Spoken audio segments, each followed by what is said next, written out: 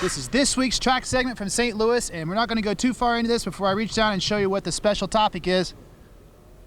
It's this good stuff right here. This dirt, Jim Holley, some of the favorite stuff of the tour. The riders are really looking forward to it, and it makes for a good night of racing.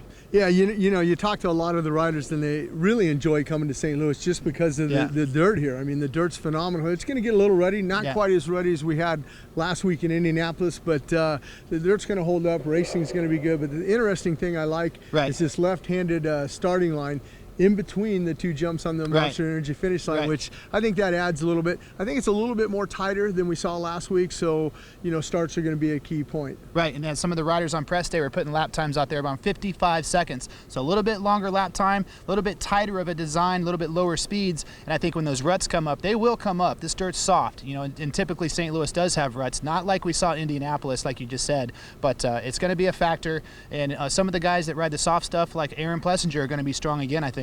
Well, and you mentioned Aaron Plessinger, you know, with that win last weekend, the first of his career in that 250 class, and just, you know, it's a huge part of him. He knows he's got the confidence now. He's got to win. He's only 10 points down, and he's going to ride well here.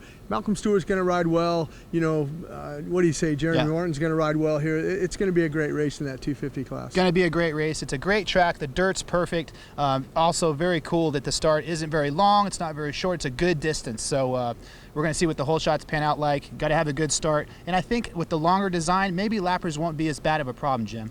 Well, you know, anytime you get into a situation where you got a track like this and it's ruddy, you're going to run into a lot of lapped riders, and it's just it's part of racing Supercross. You got 20 guys out there, and you mentioned lap times right around 55, 58 seconds. You're going to run into some lappers, and there's a lot of step on, step off, a lot of different timing sections, and the track crosses, you know, back and forth 180. So that's going to be interesting. Also, anytime you have a lot of that where it's not open, you're going to run into lap traffic. So the dirt here is perfect. It's a challenging design. The ruts are going to be a factor. We'll see how it develops on race day live.